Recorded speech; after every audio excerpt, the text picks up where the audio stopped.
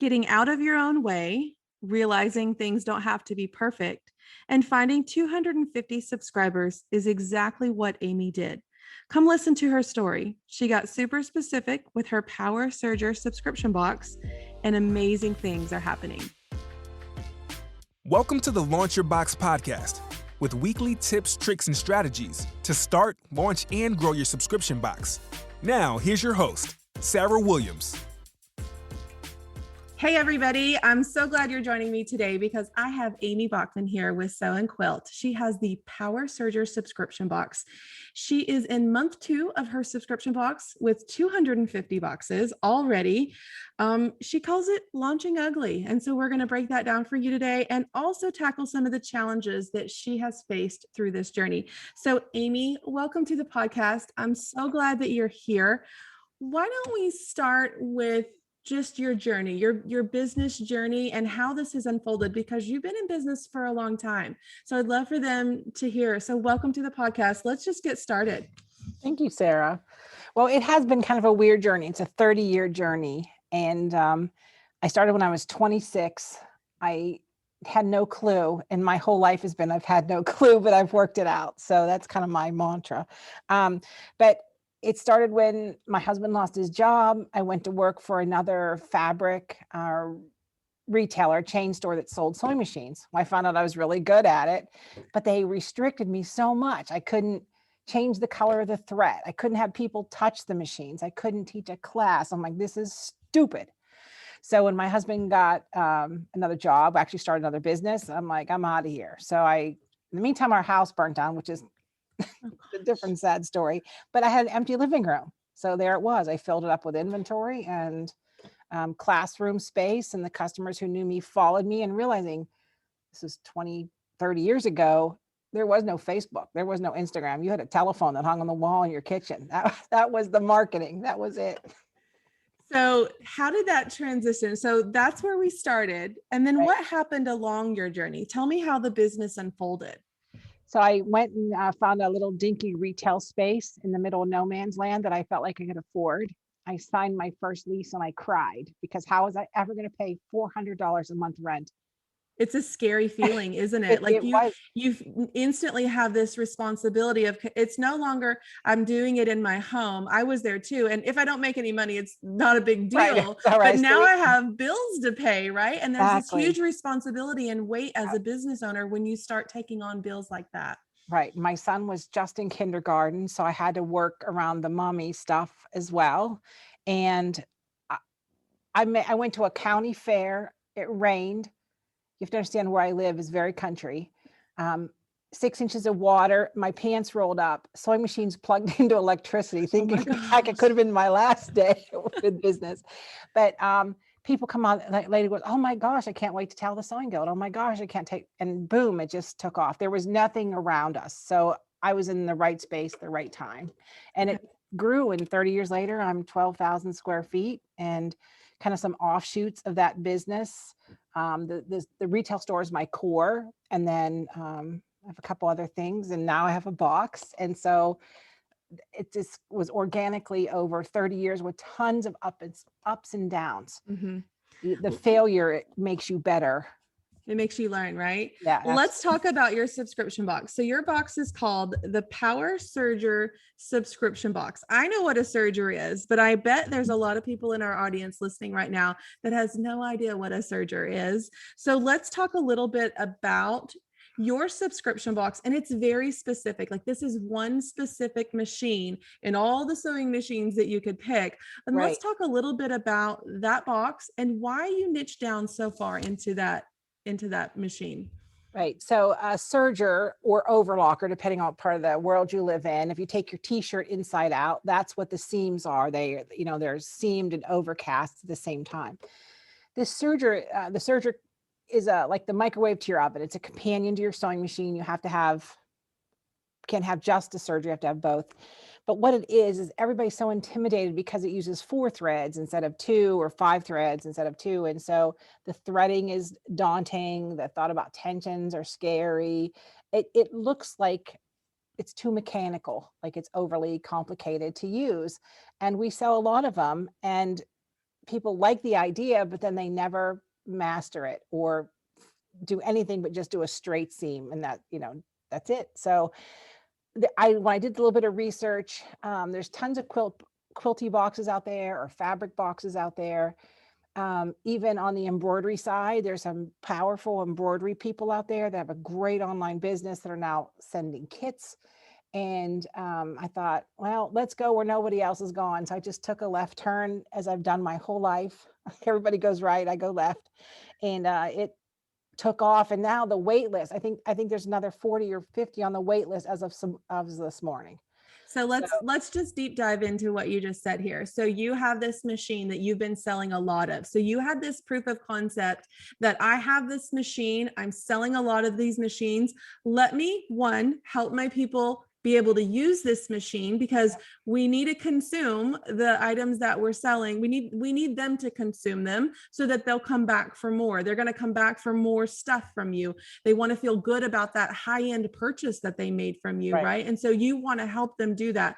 So you're helping them not only consume the big purchase that they just made from you, but you're helping them by providing them a subscription box. And tell me what's in that subscription box. So retail wise, there's not a lot in the box. At least I really valued the class. So there's let's see, 3/8 of a yard of fabric. There's a zipper. I put a pair of tweezers in there that I like to use. There's some dental floss threaders, which help us thread the loopers in the serger. I put a little pattern in there with where they can mark their settings. Just a postcard on where they can find me on my social media, and to get into the Facebook group with a QR code. So the real value of that box is your lessons. Is that what you're saying? Like, absolutely. It's just a companion to what you're teaching them. So they're going to get a digital component with your box, but then they get this box of tools that they get to use with your lessons. Is that what you're saying? Yep. Okay, so let's talk about this ugly launch. So I know there are people listening that are thinking, I'm not ready to start my subscription box because I don't have all the things together. I don't have all the tech pieces together. I don't know what my marketing strategy is. I'm just not ready to do a box yet.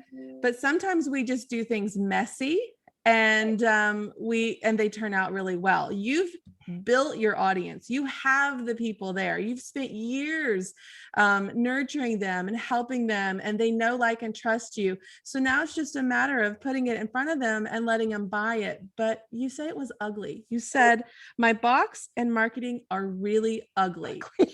So tell me about that. So I kind of, my mind works a little odd. It's like squirrels. They go left, they right, and then they pause and they freeze. So as all things, I'm like, well, I'm teaching these classes, and I do in the store, we do kits, right? You come to class, here's everything sitting in front of you. And I had a online subscription membership doing sewing classes like 15 years ago, before social media, before anything. And I got sick of it and let it go. So I was familiar with the online class thing. So I was like, let's just do it. Let's see who does it. So I still was paying for Infusionsoft, even though I wasn't using it. And I thought, well, let's just stick a landing page out there and see who wants to sign up. All of a sudden I woke up the next day, I'm like, oh my Lord. I thought it would just be my local people, right? I just thought it would be, but they post in their Facebook group, they post in their quilting group, and they quote, all of a sudden it was like 100 people, 120 people, 150 people. I'm like, oh my gosh. So on the wait list, and again, it was nothing but a black and yellow graphic I made in Canva with a lightning bolt. I mean, I didn't think logo. I didn't think anything. I just like, well, let's just put a name in there and call it that. And I was like, holy smokes. And then I converted almost 83% of my wait list. Okay. So tell me what happened. So you closed down. So your first month, I'm going back to my notes that you gave me. It's okay. You had 150 sold on that very first launch, which you thought would be more like what, 50? 50. I would be tickled with 50. And I'm thinking they're going to be my local customers. I'm thinking, well, I can just do a class. They don't have to come in. I don't have to deal with it. I don't have to rethread their serger because they're home. And it just went crazy. And so then now we're on month 2. So you just closed your cart yesterday, right? Right. And Where are we at on month 2? So month 2, we're 250. 250, and probably could go higher if you had more supplies, right? Right. People are calling the retail store and saying, can I get in? Can I get in? I said, I have bought every black and white and red zipper between here and California. No, you can't get in. That's I'm out of stuff. amazing. Yeah. That's amazing. My vendors were calling, what are you doing? What are you doing? And And here's what it is, Amy, it's you went very specific into what you felt like was a need in your community, in the yeah, sewing community. You found something that not a lot of people were doing. It was a need because you could see it as you were selling these machines. And now you've got this whole awesome community of people that have these machines and they're learning from you, and you're building this community up. And I just see growth and growth and growth. And so many people get caught up in, I need to go broad to reach a lot of people. But when you get so specific about what you're doing, people find you, because right. you become the expert. You become the go-to person for sergers. I'm sure that you could teach all kinds of classes, all kinds of different things on all kinds of different machines. But when you go super specific like this, you become the expert in your industry. And that's what's happening right now. And I'm really excited for you because this can really grow and grow and grow for you and really take a lot of weight off of things. And I know 250 subscribers is a lot. And I want to talk a little bit about what that's done for you and your business. And then we'll get into some challenges, but let's talk about the great things about having 250 subscribers. What has it changed for you? It is, well, I moved it as a separate entity outside of my business, right? So, the money is separate from my retail store. I am almost 59 years old, and I don't say I'm tired, but I want to be able to just go do something. Like, everybody who works retail knows it could be brutal, but, I want to just say, oh, my grandson needs new braces. Fine, here you go. Let's do the braces. I have a sense of relief now. And when I opened up my checking account, when I looked at my balance for this business, I was like, oh, it startled me, right? I was like, I was startled. So it's like this like pressure lifted off of you, that you don't have to show up and hustle your face off every single day to make money in your retail shop. And you have the burden. You have a dozen employees. You have the burden of their paychecks every month. Yep. You have the burden of the bills of the business. And sometimes that can get very overwhelming, especially if you don't have a great sales month. Like, you're depending on this sales to happen every single month. Right.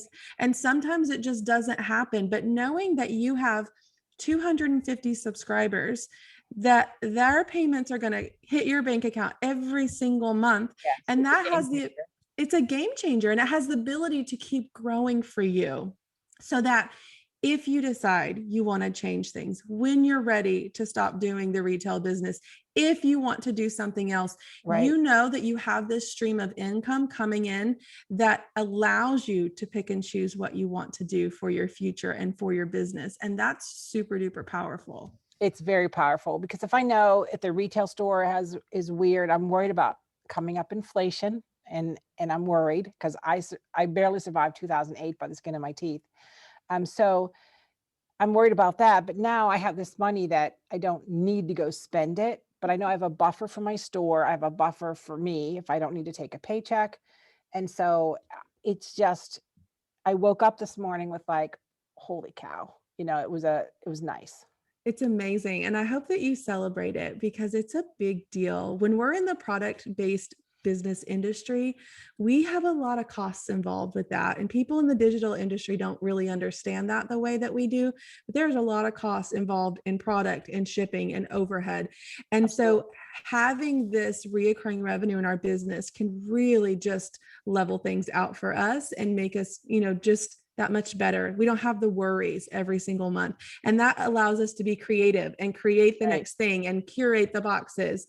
But I do want to talk about some of the challenges, because I know that with going from 0 to 250 boxes in a matter of 60 days creates some challenges. And the challenges sometimes what we think our customers want is not always exactly what they want.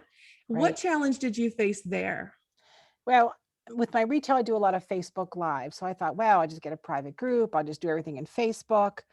And then I started to get pushback. Well, I don't have Facebook. And I'm like, okay. So I said, okay, I'll post the recorded videos on amysews.com and I'll tag you. You can go in and watch them as many times as you want to watch them. Okay. But I really want the live experience. I really want to be a part of the community. I'm like, all right. So not knowing anything about anything, right? You start doing some research. This old girl got to figure it out. So I decided to do YouTube Live, like through the link within my website. And it's been great. The quality of the video was better. People responded. And we had too many for Zoom, unless I wanted to spend $1 million for Zoom. But at the same time, with YouTube, they can type in a question, but they can't interject a question. Okay. And sometimes that's what's hard with live classes. Everybody has a question and you control your audience very nicely, I have to say. But it's just like when their voices and they can unmute themselves, it becomes this whole tornado of confusion. But switching to YouTube Live, I was shocked how easy it was and how people loved it. And I'm still posting in the Facebook. So we have a page where anybody can pop in and see what's going on. And then I have the group that I keep private for lessons and tips and that kind of thing. I love that. I love how you just said, this old girl had to learn something new, because it's scary and it's technology and it's changing all the time. And I love how you said, okay, here's the problem. And I'm going to find a solution for it. And not only did you find one solution, but you found two solutions. You're really trying to help your customers consume the lessons. And the more we can help them consume what comes with our box, the longer they're going to stay subscribers. So you figuring out a platform that they could consume in a way they wanted to is priceless for them. So I love that. I love that challenge that you figured out there. The other thing that you said to me as far as your challenges was, going from 0 to 250 boxes, I got to get my staff to stop rolling their eyes. So tell me what's going on, because you just put a whole pile of workload onto your staff, right? And so how are they feeling about it? So it's surprisingly, once they understood the idea of it, right? Because they think, oh, they didn't have really not what a clue what a subscription box really was. So once they kind of got their head wrapped around it, you have the ones that are better internal workers where they're better without customer contact.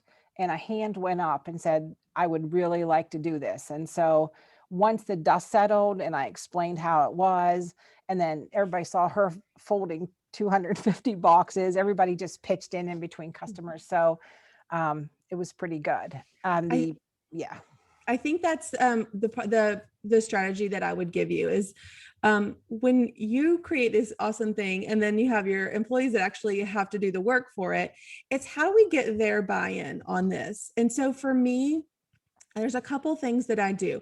One, I want to give them ownerships in the components of the box. So who's in charge of what? Who's in charge of making sure we have boxes, that they're folded, that they're stamped, that they're whatever they are. This is now your job. This is your role every single month. You're in charge of this.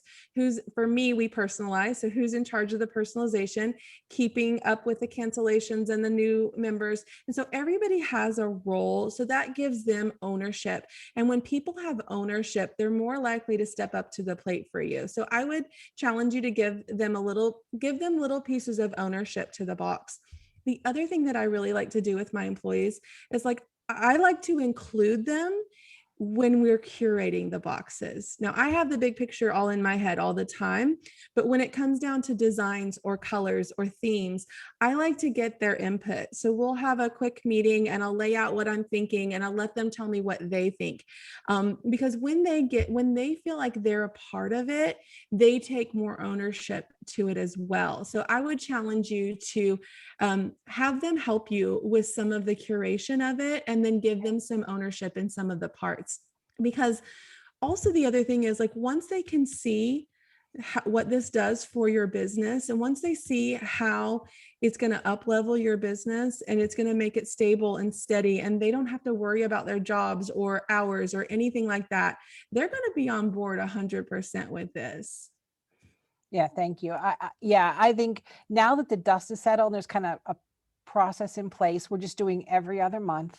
But I told them in July, we're going to be launching another box. So we'll see how that works out. Get them on board, help them, get them to help you brainstorm, get them to help you research things, like get them on board with it so that they feel just as excited about it as you do. Because that's the amazing thing about my staff is that they are just as excited about what's happening every month, but they want to know. They don't want to, I'm a little chaotic, but I'm a creative, right? So I'm just like, here's what we're doing. And then it just shows up. They want to have a plan. They want to know what the plan is and who's in charge of each piece of the plan. And that makes them feel empowered. So that's my advice for you on there. But I would love to know what advice you would have for anyone listening today that's maybe been stuck on their idea, or they've been sitting there waiting for the perfect time to get their subscription box started. What advice would you give them?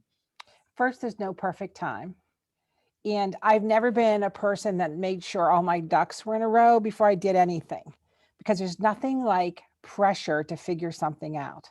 Like if you just say, I'm launching tomorrow, and okay, if I get 100 people, then I'll figure out the back door, right? That's why I found you after I launched. And I was like, well, that was silly. But anyhow, I'm glad I'm with you guys because it's been good. But I think my biggest thing is you just have to do it. If you're smart enough to come up with the concept, you're smart enough to build the social media platform, you are smart enough to figure out everything else. And nothing has to be beautiful. You just have to have your message. And I think people have to trust you. I was fortunate enough to have, a good base going into this, but I think if you're believable and I think they feel a warmth from you, I think they'll follow through. And I say video is the way to go. If you stink at words, hold your box up and say, hey, this is what I'm doing, and just let her rip. And then you'll be, you can always backpedal. This community is great for answers and questions. So I would say just do it. There's no other way to say it. Just let it go. It doesn't have to be perfect. Just let it go. You'll figure it out. Or because when you look at the end game and you look at know what your checking account's going to look like, even with 20 subscribers or 30 subscribers, you're like, oh, you figure it out. Or you pick up the phone and you call the local college, or you call the 12-year-old next door and say, how does this work? And, and I just say, just don't get in front of yourself. I love that, Amy. I love that you're just kind of a go for it kind of person. Like you don't know all the tech. You figured out YouTube Live. You had an ugly landing page or an ugly marketing. You have an ugly box. Like you'll figure it out, right? And that's that's the beauty of it, is don't be so scared to put one foot in front of the other and just go for it. And then we're just all figuring it out. Like we're just all figuring it out every day. Nobody's going into this 100% perfect. So, Amy, I'm so excited to have you on the podcast, and thank you so much. I know you're going to inspire all of our listeners today. If they want to check you out and figure out if they need a serger in their life, where can they find you at? The store website is amybaughman.com, and then amysews.com is where we host the videos. And again, it's ugly, but come and join us. Yes. And I'll put those links in the show notes today so that you can come find Amy. But thank you for listening, and you guys have a great rest of your day. Make sure you subscribe to the Launch Your Box podcast. I'd love for you to take a minute to rate and review it. Let me know which episode is your favorite so far. Don't forget to join me next week right here.